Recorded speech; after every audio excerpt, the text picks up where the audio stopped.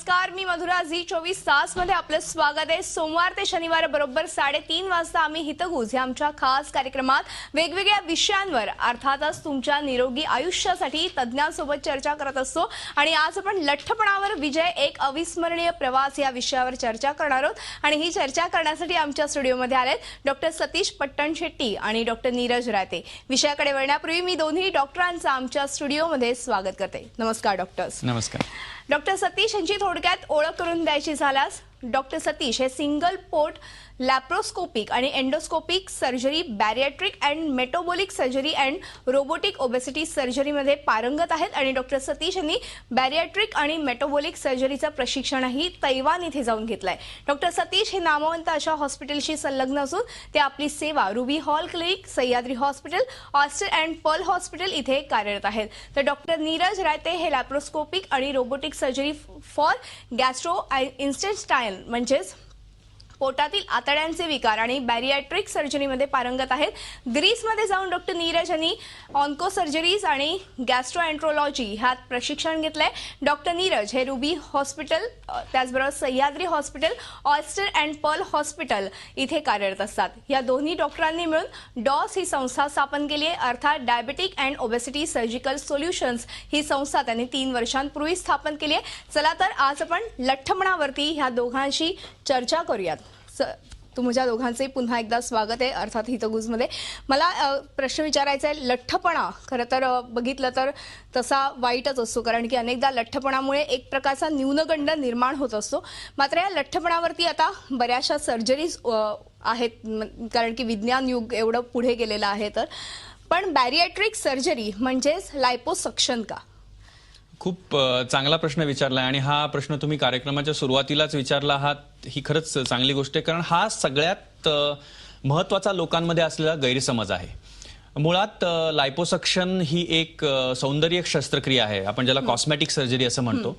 आपल्या शरीरामध्ये चरबी ही शरीराच्या वेगवेगळ्या भागांमध्ये असते. ती प्रामुख्याने आपल्या त्वचेच्या खाली असते आणि पोटाच्या आतल्या भागामध्ये असते. त्वचेच्या खालची चरबी जर आपण काढली तर त्याला आपण लायपोसक्शन असं म्हणतो.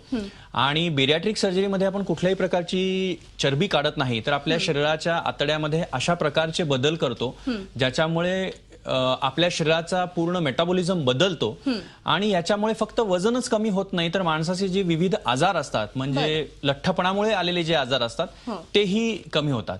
त्यामुळे लायपो असं आपल्याला म्हणता येऊ शकेल. बरोबर आहे. आणि अर्थातच वजन वाढणं हे तसं बघायला गेलं तर आजारपणाचं लक्षणच समजलं जातं, कारण की ह्यामुळे वेगवेगळे आजार उद्भवतात, वेगवेगळे विकार उद्भवतात. आणि या सगळ्याला सामोरं जाताना त्या व्यक्तीची खूप धडपड सुरू असते. आणि लठ्ठपणावरती आज आपण बघितलं तर अनेक सर्जरीज उपलब्ध आहेत. या सर्जरीज बद्दल मला तुमच्याकडनं जाणून घ्यायचंच आहे. मात्र वजन नेमकं कोणत्या कारणाने वाढतं doctor Satish?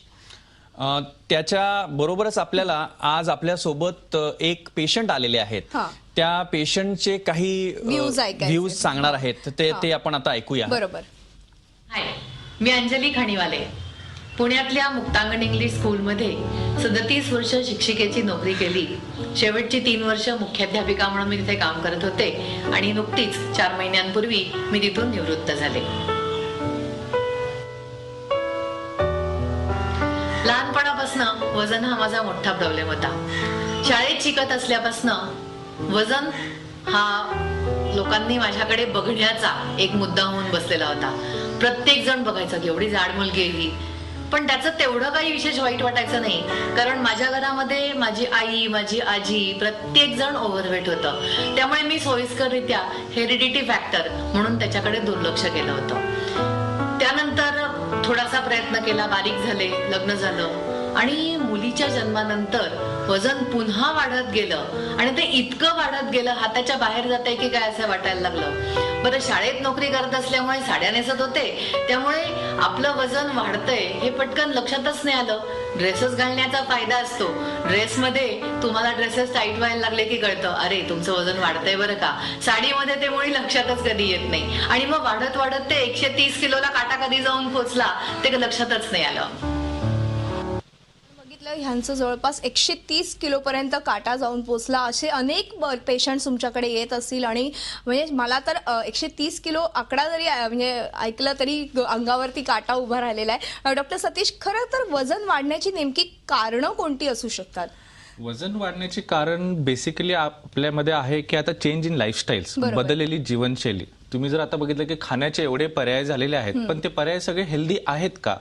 Pizza, burger, ice cream हे तुम्हाला 30 मिनिटं तुमच्या घरी येतं, पण जे चांगले हेल्दी जे डाएट आहे ते तुमच्या घरी लवकर येत नाही.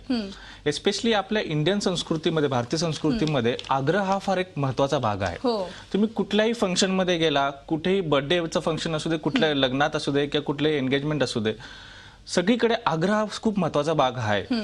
जर तुम्ही आग्रह जर नाही केला तर पाहुण्यांनी आपल्याकडे व्यवस्थित बघितलं नाही असं पण गेस्टना फार बरोबर वाटतं. आहे. त्यामुळे आग्रह हा खूप महत्वाचा भाग आहे.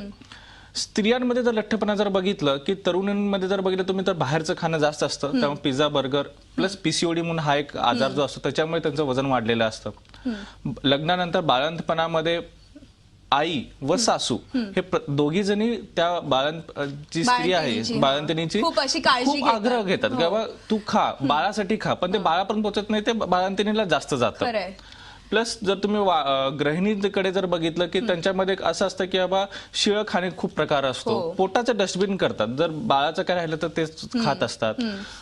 जर उरलेलं खात असतात पण ते टाकून देत नाहीत कधी. पोटाचं डस्टबिन करतात पण ते डस्टबिन मध्ये कधी टाकून देत नाही. आणि प्लस वाढत्या वयामध्ये जर बघितलं की बाबा पिशवीचं ऑपरेशन झाल्यानंतर त्यांचं वजन खूप वाढत असतं. प्लस त्यांचे हॉर्मोनल चेंजेस होतात, पाळी बंद झाल्यामुळे त्यांचे हॉर्मोनल चेंजेस होतात आणि ह्या सगळ्या गोष्टींमुळे वजन खूप वाढत जातं. बरोबर आहे. पुरुषांमध्ये जर बघितलं तर पार्टीज खूप वाढलेल्या आहेत, दारूचं प्रमाण वाढलेलं आहे. खरंय. प्लस सर्वात एक विनोदाची गोष्ट सांगायची म्हटलं तर बाहेर सपोज काय संध्याकाळी खाल्लं चुकून पुरुषांनी, भेळ खाल्ली, वडापाव खाल्लं, काही खाल्लं, पण ते घरी सांगता येत नाही, घरी स्वयंपाक तयार असतो, त्याच्यामुळे घरी स्वयंपाकचं ते पण जेवण पण करायचं प्लस संध्याकाळी पण खाल्लेलं असतं. त्याच्यामुळे ह्या सगळ्या गोष्टींमुळे आपलं वजन जास्त वाढत चाललेलं आहे. आणि हे वजन वाढल्यामुळे किती त्रास होता हे असं आता मॅडमनी सांगितलेलंच आहे. खरंय. आणि अर्थातच वजन वाढल्यामुळे अनेकांना त्रासाला सामोरं जावं लागतं. अर्थातच त्याच्या मागचे त्यांना काय अनुभव येतात हे देखील तुमच्याबरोबर अनेक पेशंट्सने शेअर केले असतील. असंच काही व्ह्यूज मगाशी आपल्या त्या मॅडम होत्या त्यांच्या संदर्भात काय सांगाल? आणि प्रॉब्लेम्स वाढायला लागले. सर्वात पहिला म्हणजे माझं वजन, त्याच्यामुळे माझे गुडघे दुखायला लागले, चालणं अशक्य होऊन बसलं, सोफ्यामध्ये उठताना बसताना त्रास होत होता, कुठेही काहीही करताना इतकी रिस्ट्रिक्शन्स त्याच्यामध्ये, मुव्हमेंट्स वरती विशेषतः. इंडियन टॉयलेट नाहीये ना, वेस्टर्न टॉयलेट अवेलेबल आहे ना, या सगळ्या चौकशा केल्याशिवाय कुठे जाऊच शकत नव्हते. दुसरं, कुठेही गेलं की लोक माझ्याकडे बघतायत, मला नावं ठेवतायत, ती बघा कशी दिसतेय बाई. म्हणजे एक लोकांची नजर जी तुमच्याकडे बघण्याची होते ओबेसिटीमुळे विशेषतः, की कशी चाललीये डब्बी ती, मॅडम कशा आहेत ना, दिसायला कसं दिसतं ना. मॅडमनी सांगितलेले जे प्रॉब्लेम्स आहेत हे फार थोडे प्रॉब्लेम्स झाले, पण याशिवाय खूप साऱ्या प्रॉब्लेम्सना स्थूल व्यक्तींना सामोरं जायला लागतं. अगदी हेड टू टो जवळजवळ एक 40 ते 42 विविध आजार आहेत जे फक्त वजन जास्त असल्यामुळे असतात. त्याच्यामध्ये अगदी कॉमन आजार म्हटले तर डायबिटीस आहे, ब्लड प्रेशर आहे, सांधेदुखी आहे, पाठदुखी आहे, घोरण्याचा त्रास आहे, ऍसिडिटीचा त्रास आहे, लिव्हर मधलं फॅट डिपॉझिशन आहे ज्याला फॅटी लिव्हर असं म्हणतात, पित्ताशयातल्या खड्यांचा त्रास आहे. असे विविध आजार आहेत जे फक्त एक माणसाचं वजन जास्त असल्यामुळे माणसाला होतात. म्हणजे थोडक्यात वजन आटोक्यात ठेवणं हे फार महत्वाचं आहे प्रत्येकासाठी. आणि अर्थातच लठ्ठपणावरती आज सर्जरीज उपलब्ध आहेत. या सर्जरीज बद्दल काय सांगाल? सर्जरीज बद्दल सांगायच्या आधी आम्हाला बऱ्याचदा पेशंट्स विचारतात की सर्जरी शिवाय वजन करता तुम्ही, आणि त्याच्या बाबतीत तुम्ही मला म्हणाल तर हो, नक्कीच सर्जरी हे आमच्यासाठी नेहमी शेवटचा पर्याय असतो. जे 10 पेशंट्स आम्हाला सर्जरीसाठी भेटायला येतात त्यातल्या 7 जणांना आम्ही खरं तर सर्जरी सांगतच नाही. आम्ही त्यांना सांगतो की आहार, व्यायाम याच्यात नियमितता दाखवून, कन्सिस्टंटली आणि कमिटमेंट दाखवून तुम्ही जर प्रयत्न केलेत तर तुम्हाला सर्जरीची गरज भासणार नाही. जर तुमचे हे प्रयत्न अपयशी ठरले तर मात्र आपल्याला सर्जरी शिवाय पर्याय समोर उरणार नाही. आणि मग असं होतं की सर्जरीचा पर्याय माणसासमोर आला की आपण ती करायची की नाही करायची या एका कन्फ्युजन मध्ये जातो. बरोबर आहे. अर्थातच म्हणजे सर्जरी शिवाय वजन कमी करता येऊ शकतं, त्यासाठी योग्य डाएट पण आवश्यक आहे आणि तज्ज्ञांचा सल्ला देखील घेणं आवश्यक आहे, व्यायाम करणं देखील आवश्यक आहे. आपण पुढचा व्हिडिओ बघूया. वजन कमी करायचं ठरलं, पण त्यासाठी करायचं काय? सुरुवात केली, जिमला जायला लागले, थोडं वजन कमी झालं, पण जेवढं वजन कमी झालं त्याच्या दुप्पट वजन वाढलं. नाही, हे काय आपल्या कामाचं नाही, आता काहीतरी वेगळं ट्राय करूया. मग असंख्य प्रकारचे डाएट्स ट्राय करून झाले, हे खा ते खाऊ नका, हे सोडा ते सोडू नका, वगैरे वगैरे वगैरे. परिणाम पुन्हा तोच. कारण असं आहे की काहीतरी खाणं सोडल्यानंतर तुम्हाला ते खाण्याची जास्त इच्छा व्हायला लागते आणि मग हे मला खायलाच मिळत नाही, ते मला खायला मिळत नाही. याचा परिणाम असा होतो की ते तुम्ही डाएट बंद केल्या क्षणी तुम्ही जे म्हणून खाल्लं नसेल ते जास्ती प्रमाणात खाता, पुन्हा वजनाचा परिणाम तोच, दुप्पट वजन वाढतं. तेव्हा आता हेही नाही, डाएटही नाही, जिम नाही, आता मी काय करू? मग मी इंटरनेटवरती संशोधन करायला सुरुवात केली की अजून काय प्रकार असू शकतात, आणि त्याच्यामध्ये वाचनात माझ्या आलं हे बेरियाट्रिक सर्जरी बद्दल. अर्थातच आपण बेरियाट्रिक सर्जरी बद्दल जाणून घेणार आहोत डॉक्टर सतीश यांच्याकडून, मात्र एका छोट्याशा ब्रेक नंतर. तेव्हा कुठेही जाऊ नका, पाहत राहा आमचा खास कार्यक्रम हितगुज.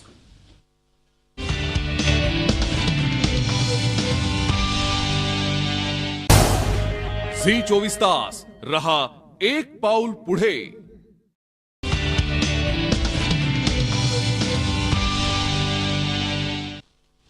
ब्रेक नंतर हितगुज या आमच्या खास कार्यक्रमात आपलं पुन्हा एकदा स्वागत. लठ्ठपणावर विजय, एक अविस्मरणीय प्रवास या विषयावर आज आपण चर्चा करतो आणि आपल्याला मार्गदर्शन करतात डॉक्टर सतीश पट्टणशेट्टी आणि डॉक्टर नीरज रायते. मी पुन्हा एकदा चर्चेकडे वळते. अर्थातच डॉक्टर सतीश, तुम्हाला विचारायचे, मगाशी त्या मॅडम बोलता बोलल्या की मी बॅरिएट्रिक सर्जरीचा वापर केला किंवा बॅरिएट्रिक सर्जरीकडे वळाले, म्हणजे नेमकं काय केलं?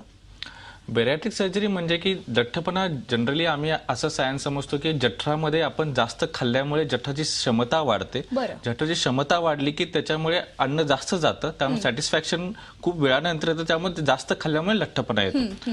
त्याच्यामुळे आम्ही बेरियाट्रिक सर्जरीमध्ये जठराची क्षमताच कमी करतो. पण त्याच्यामध्ये 2 प्रकारचे पेशंट असतात. एक पेशंट म्हणतो की बाबा आम्ही जास्त खाल्ल्यामुळे आमची लठ्ठपणा आलेला आहे, आणि एक पेशंट असतो की आम्ही खरंच खूप कमी खातो तरी आम्ही लठ्ठ आहोत. त्याच्यामुळे ह्याच्यामध्येही बेरियाट्रिक्समध्ये 2 प्रकारचे ऑपरेशन आहेत.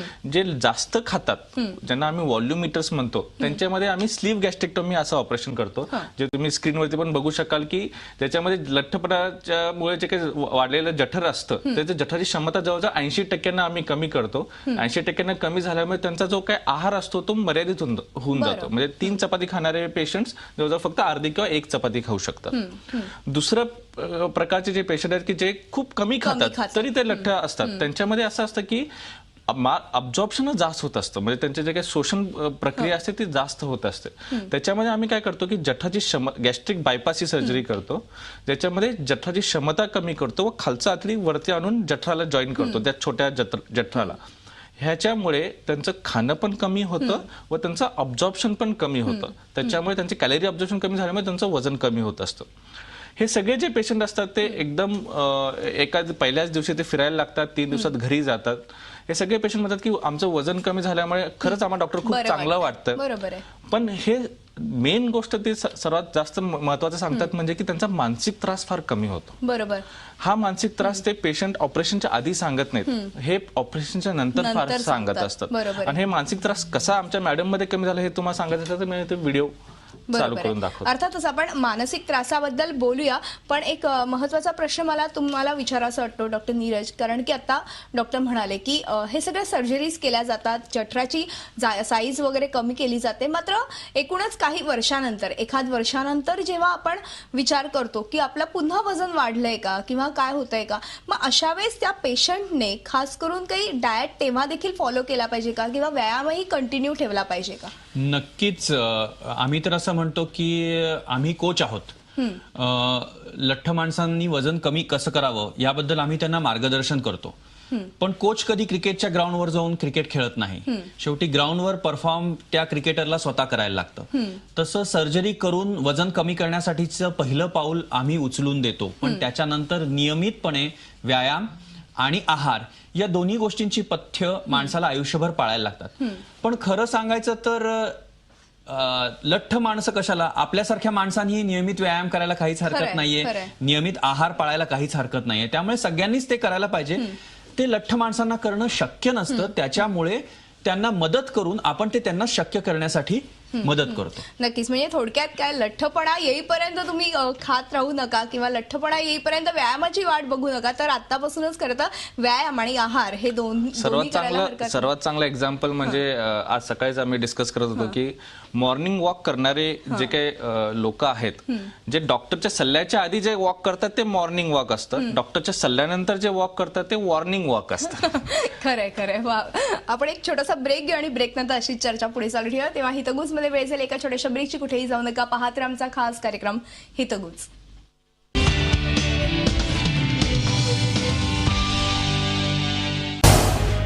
झी 24 तास रहा एक पाऊल पुढे.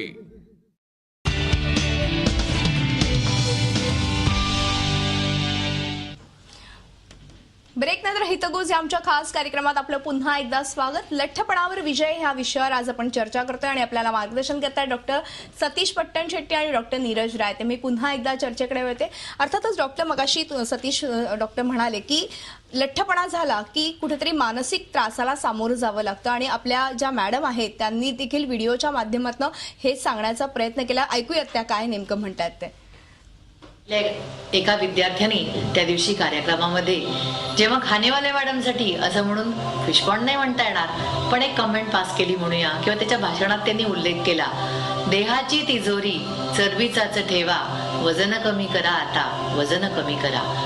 तिथे मला जाणवलं की अरे इथपर्यंत वेळ आलेली आहे, तेव्हा आता ह्या वजनासाठी मला नक्की काहीतरी केलंच पाहिजे. असा मानसिक त्रास खरं तर सहन करावा लागतो. काय सांगाल डॉक्टर? हा या सगळ्या पेशंट्ससाठी एक ट्रिगर पॉइंट असतो. प्रत्येकाच्या बाबतीत एक वेगवेगळा अनुभव असतो, प्रत्येकाच्या बाबतीत एक वेगळी कथा असते आणि म्हणून आम्ही आज इथे हे सांगायला आलो की प्रत्येक लठ्ठ माणूस आणि त्याची एक कथा आहे जी आम्ही इतके दिवस अनुभवलेली आहे आणि या अनुभवातनं, या कथांमधून आम्हाला हे जाणवलेलं आहे की जे त्यांनी सोसलेलं आहे ते बाकीच्यांनी सोसू नये, म्हणून आपण जास्तीत जास्त लोकांपर्यंत पोहोचायला पाहिजे. बरोबर आहे. आणि अनेकदा असं होतं की बोलता बोलता सहज बोलून जातात, अरे तू जाड झालीयस, अरे तू जाड झालायस, असं बोललं जातं आणि कुठेतरी ते मनाला लागतं आणि मग तेव्हापासून आपण डाएट सुरू करतो आणि आता मी डाएटवर आहे असं म्हणण्याची वेळ येते आणि तेव्हा डाएट फूड जेव्हा आपण सुरू करतो तेव्हा आपल्याला इतरही पदार्थांचा खरता आस्वाद घेण्याची इच्छा होते, जसं मगाशी मॅडम म्हणाल्या. अर्थात डॉक्टर सतीश, मला तुम्हाला प्रश्न विचारायचा आहे की ह्या पेशंटकडनं तुम्हाला सर्जरीचे काही अनुभव शेअर केलेत का त्यांनी? मी सर्जरीचा अनुभव सांगण्याच्या ऐवजी आय थिंक मॅडमच स्वतः सांगतील त्यांचा सर्जरीचा अनुभव कसा होता. बरं. सकाळी 7ला ऍडमिट झाले, थोड्या वेळानंतर सगळ्या तपासण्या झाल्या, ऑपरेशन थिएटरमध्ये गेले, तिथून बाहेर पडले, वेळ मात्र बघितली नव्हती अर्थातच, आणि नंतर मग संध्याकाळपासून व्हिजिटर्सची सुरुवात झाली. मी आणि माझी मुलगी, मी आणि माझी मैत्रीण गप्पा मारत बसलो होतो. परिणाम नाही इतका म्हणजे त्रास कुठल्याच प्रकारचा मला नव्हताच होत. मी एकदम टणटणीत झालेली होते आणि आलेल्यांनी नक्की पेशंट कोण आहे म्हणजे लक्षातच येत नव्हतं की मी माझं काही सर्जरी झालेली आहे, मला काही त्रास होतो आहे, कुठल्याच प्रकारचं चिन्ह नव्हतं. शनिवारचं ऑपरेशन झालं, रविवारचा दिवस आराम करण्यामध्ये घालवला, सोमवारी सकाळी मी तिथनं परत घरी आले, कुठल्याही प्रकारचा काहीही त्रास नव्हता. सोमवारपासनं मी एकदम ठणठणीत घरी आले, ती एकदम नॉर्मल. आता त्यांची सर्जरी झालेली आहे, पण ह्या सर्जरी नंतर नेमकी काय काळजी घ्यावी? खूप साऱ्या गोष्टी असतात. म्हणजे खरं सांगायचं झालं तर सर्जरी हा या सगळ्या सायकलमधला एक खूप छोटासा भाग आहे. त्याच्याबरोबरच आम्ही एक महत्वाचं काम करतो ज्याला आम्ही सपोर्ट ग्रुप असं म्हणतो. हे जे सगळे ऑपरेशन झालेले पेशंट आहेत ते सगळे नियमितपणे एकमेकाला भेटतात. ज्यांना अशा प्रकारचं ऑपरेशन करायचं असेल त्यांना योग्य प्रकारे मदत करतात, मार्गदर्शन करतात. अशी सर्जरी करण्यासंदर्भात ही नवीन तंत्रज्ञान आहे, त्यामुळे ते शिकण्यासाठी बरेच सारे सर्जन्स आमच्याकडे येतात. इतकंच नाही तर सर्जरी नंतर नियमितपणे आहार तज्ज्ञांना त्यांना मार्गदर्शन करायला लागतं. आणि पुन्हा हे नवीन शास्त्र असल्यामुळे आहार तज्ज्ञांसाठी एक बेरियाट्रिक न्यूट्रिशन कोर्स आम्ही डिझाईन केलेला आहे, जो आम्ही चालवतो. आणि त्याच्यासाठी कौतुकाने मला हे सांगावं वाटतं की भारताबाहेरून सुद्धा बरेच डायटिशियन्स आमच्याकडे ट्रेनिंगसाठी येतात. त्यामुळे आमच्या बरोबर असलेल्या डॉक्टर गीता धर्मटी म्हणून ज्या आहार तज्ज्ञ आहेत त्यांनी हा कोर्स डिझाईन केलेला आहे. आणि त्याच्यामुळे नुसतं पेशंट केअर नाही तर एक संपूर्ण पेशंटची काळजी घेणं, जेणेकरून आपण पेशंटला एक चांगल्या प्रकारे मदत करू शकू, हे आम्ही प्रकर्षाने पाहतो. बरोबर आहे. आणि हा सर्जरीचा फायदा आज अनेकांना झालेला आहे. या सर्जरीमुळे लठ्ठपणा तर त्यांचा गेलेलाच आहे, पण त्याचबरोबर इतर जे काही जडलेले आजार आहेत किंवा दुखणी आहेत, गुडघेदुखी असेल किंवा इतर काही गोष्टी असतील, त्या नक्कीच कुठेतरी दूर झाल्याचं बघायला मिळतं या पेशंटच्या बाबतीत. डॉक्टर नीरज, मला विचारायचं तुम्हाला की आता पुण्याच्या बाहेर देखील जे काही पेशंट्स आहेत त्यांना देखील तुम्ही तुमची सेवा पुरवतात का? पुण्याच्या बाहेर म्हणजे फक्त भारतात नाही, महाराष्ट्रात नाही तर भारताबाहेरून सुद्धा आमच्याकडे पेशंट्स येतात.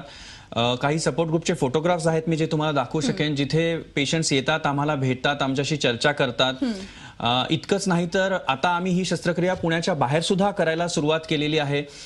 नुकतीच आम्ही आमची ही शस्त्रक्रिया सोलापूरला पहिल्यांदी, म्हणजे सोलापूरच्या इतिहासात ही शस्त्रक्रिया पहिल्यांदी झाली आणि यशोधरा हॉस्पिटलला ही आम्ही केली. त्यामुळे आम्ही असा प्रयत्न करतोय की ज्यांना या शस्त्रक्रियेची गरज आहे त्या प्रत्येक माणसापर्यंत आम्हाला पोहोचायचं आहे, जेणेकरून जास्तीत जास्त माणसांना या शस्त्रक्रियेचा फायदा घेता येऊ शकेल. अर्थातच जास्तीत जास्त माणसांना ह्या शस्त्रक्रियेचा फायदा घेता यावाच, कारण की ज्यांना लठ्ठपणा आहे त्यांच्यामध्ये एक प्रकारचा न्यूनगंड निर्माण झालेला असतो आणि अर्थात हा न्यूनगंड दूर करायचा असेल तर ही सर्जरी नक्कीच फायदेशीर ठरू शकते. आणि एक शेवटचा आणि महत्त्वाचा तुम्हाला दोघांनाही प्रश्न आहे की लठ्ठपणावर मात करण्यासाठी सर्जरी तर आहेच, पण त्या व्यतिरिक्त तुम्ही आपल्या प्रेक्षकांना काय सल्ला द्याल? सर्जरी हा एक महत्त्वाचा भाग आहे, पण सर्वात महत्त्वाचा भाग आहे की नियंत्रित आहार. वेट लॉस आम्ही नेहमी म्हणतो की is 80% diet control and 20% exercise. त्यामुळे तुम्ही तुमच्या आहारावरती खरंच नियंत्रण ठेवलं पाहिजे, नियमित व्यायाम करायला पाहिजे. पण ह्या सगळ्या गोष्टी झाल्यानंतरही जर तुम्हाला वेट कमी होत नसेल तर सर्जरी हा एक खूप महत्त्वाचा किंवा बेस्ट ऑप्शन किंवा लास्ट ऑप्शन म्हणता येईल. पण सर्जरी नंतरचे अनुभव जे काय असतात ते आमच्या मॅडम नक्कीच नक्कीच सांगू आपण शकतात. पुन्हा एकदा तो व्हिडिओ ऐकूया. सर्जरी नंतर 4 महिन्यामध्ये माझं वजन आता 20 किलो कमी झालंय. आणि त्याचा फायदा मला असा झालेला आहे की पूर्वी कुठल्याही प्रकारची हालचाल करताना मला जो त्रास व्हायचा तो खूप प्रमाणात कमी झालाय. चालता येत नव्हतं, 4 पावलं चालले की धाप लागायची अक्षरशः. आता ते संपलेलं आहे. त्यामुळे मी चालू शकते, हिंडू शकते, भटकू शकते. एक काळ असा होता की माझ्या मुलीला माझी काळजी वाटायची की आता मी हिला एकटी घरात सोडून जाऊ कशी. आज माझी मुलगी गावाला गेलेली आहे, माझ्यावरती घर सोडून दिलेली आहे. तिला खात्री आहे की आता आई आपला सांभाळ करू शकणार आहे, आई आता नीट राहू शकणार आहे, आपली आपण काळजी घेऊ शकणार आहे. त्यामुळे ती देखील तिचं आयुष्य जगू शकते. मी देखील माझ्या आयुष्यामध्ये हळूहळू सुधारणा झालेली आहे त्याचा अनुभव घेते आहे. त्यांनी सांगितलं की आनंदाने आता जगतायत, त्या एक वेगळं आयुष्य जगतायत. अर्थातच डॉक्टर, वेळ संपली आहे आपली, पण तुम्ही खूप छान मार्गदर्शन केलं, खूप छान मुलाचं मार्गदर्शन आपल्या प्रेक्षकांना केलं. लठ्ठपणा नेमका काय असतो आणि त्याच्यावरती काय काय उपाय आहेत, कसा आहार घेतला पाहिजे, काय केलं पाहिजे, ह्या सगळ्याबद्दलची तुम्ही खूप छान विस्तृत माहिती आपल्या प्रेक्षकांना दिली, त्याबद्दल मनपूर्वक धन्यवाद. मॅडमचा सर्वात शेवटचा एक त्यांचा एक अनुभव व्हिडिओ ऐकवायचा. सांगा कसं जगायचं, गणत गणत का गाणं म्हणत तुम्हीच ठरवा. अर्धा पेला भरला आहे असंही म्हणता येतं, अर्धा पेला सरला आहे असंही म्हणता येतं. अर्धा पेला भरला का सरला काय म्हणायचं तुम्हीच ठरवा. सांगा कसं जगायचं.